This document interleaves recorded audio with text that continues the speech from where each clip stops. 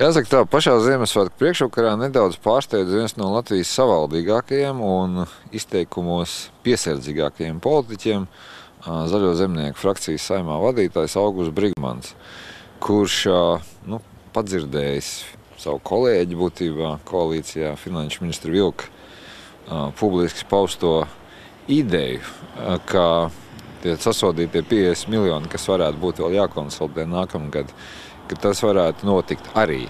veicot struktūrālās reformas veselības un izglītības jomās. Priekš Brigmaņa varētu tikt uzsprāga un sarunājot briesmu lietas, proti sakot tā, ka, lai viņš aizmirst šos stāstus, tas ir viņa personisks viedoklis, to viņš var mājās teikt.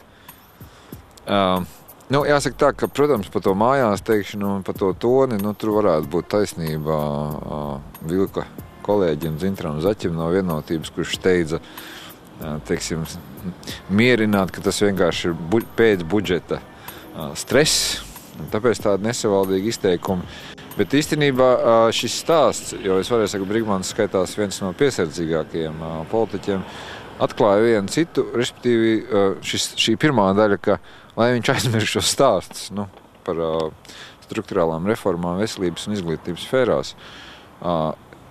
Es gribētu redzēt, kā Augusts tieši to pašu pateiks arī starptautiskiem aizdevējiem, jo tā ir taisnība, ka starptautiskie aizdevēji diezgan atzinīgi ir vērtējuši veselības aprūpas sfērā paveikto. Nestrīdamies, vai tas tā ir, vai tas tā nav, bet tur viņi saka, ka reformas ir notikušas pietiekoši būtisks.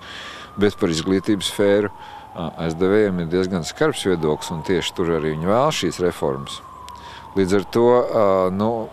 kā lai pasaka, no Brigmaņa puses un no Zaļo zemnieku puses, ja tiešām viņi paziņos, ka lai visi aizmirst šitos stāstus un to viņi var mājās stāstīt, viņš to var savukārt, lai viņš Grifitsam to pasaka no valodas fonda, ka viņš atbrauks, ka viņš to Grifits to var sev mājās stāstīt. Tā kā taisnība sakot, priekš gada nogales un priekš tiem,